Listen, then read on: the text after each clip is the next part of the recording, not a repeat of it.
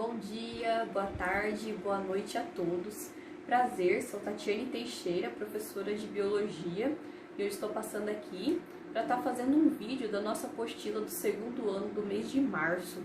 Essa explicação é uma síntese, tá bom? Da nossa apostila desse mês, para estar auxiliando vocês no nosso conteúdo, tá bom?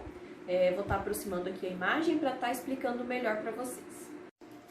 Pessoal, antes da gente estar falando, né, aqui na nossa apostila vai estar trazendo sobre os órgãos que compõem o nosso corpo humano e as funções desses órgãos. Antes a gente vai estar falando sobre as disciplinas que envolvem estes estudos, né? Temos então, vamos começar falando da anatomia. A anatomia é uma disciplina que ela estuda as formas e a estrutura dos organismos humanos, bem como as suas partes. Então, né, o que a anatomia faz? A anatomia ela quer saber onde que está localizado aquele devido órgão, né, e de forma separada ou de forma conjunta. E temos também a fisiologia. A fisiologia ela já vai ser responsável por estudar o funcionamento, como que funciona aquele órgão que a anatomia ali localizou para mim. Por isso que essas duas disciplinas elas são estudadas de maneira conjunta para facilitar o nosso entendimento. Então vamos falar, né, dos órgãos, né? Os órgãos do nosso corpo é um conjunto de tecidos que são conjuntos dessas células, né, que então formam o nosso organismo. Aqui essa imagem trazendo alguns dos nossos organismos e vamos aqui na nossa aula estar falando então de algum deles. Vamos começar falando pela pele, né? A pele, ela é o maior órgão do corpo humano e recobre toda a superfície corpórea, né? Aqui temos a nossa pele, né? E ela, o que ela faz? Ela protege o organismo, por exemplo, contra desidratação, para a gente não estar perdendo água a todo momento, agentes patogênicos, né? Bactérias, vírus, para não adentrar dentro do nosso organismo. E além disso, ela está diretamente relacionada com a termorregulação e proteção contra os raios ultravioleta, né? Para que esses raios ultravioleta não adentrem dentro, né, da nossa pele, então, do nosso organismo. Então temos a pele para estar reforçando isso. Aqui temos os pulmões, né? Pulmões. Temos, no nosso corpo é formado por 2 pulmões, né? E os pulmões, eles são uma porção do sistema respiratório, que a gente vai estar vendo depois, né? E são formados por milhares de alvéolos. O pulmão, ele é responsável, então, pela nossa respiração. Falar também, né, do momento que a gente está vivendo, né, da pandemia, da importância dos nossos pulmões, né? Onde o Covid, ele ataca um dos principais órgãos, o nosso pulmão. Então, se hoje vocês estão com o pulmão de vocês em dia, se vocês estão bem, agradeçam por vocês estarem assim e se cuidem para permanecerem assim. Só chamando a atenção para essa parte do momento que a gente está vivendo e o porquê dessa aula está sendo dessa forma. Então aqui tem a imagem, né, do pulmão fazendo essa contração, de como é o funcionamento correto dele. E aqui temos o pâncreas, né? É o organismo responsável por produzir o suco pancreático e garante também a produção de 2 hormônios, que temos aqui a insulina e o glucagon.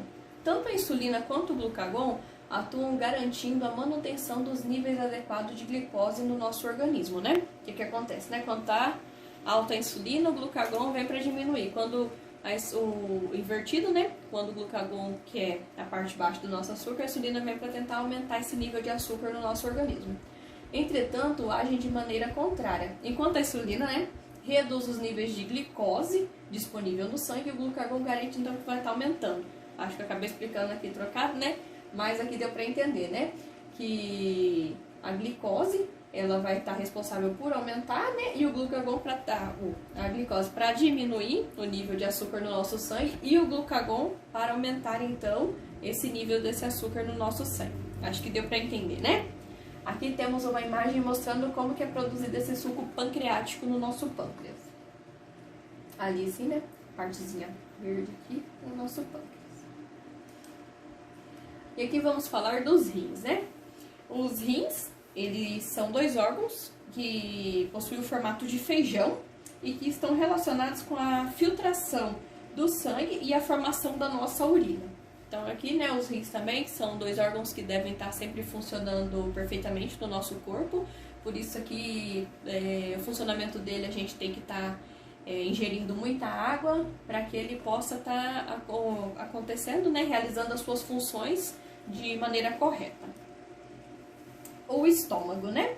O estômago, ele é um órgão que secreta o suco gástrico, que promove parte da digestão química do alimento, né? Quando ingerimos o alimento, parte da sua digestão vai estar acontecendo ali no nosso estômago a partir desse suco pancreático.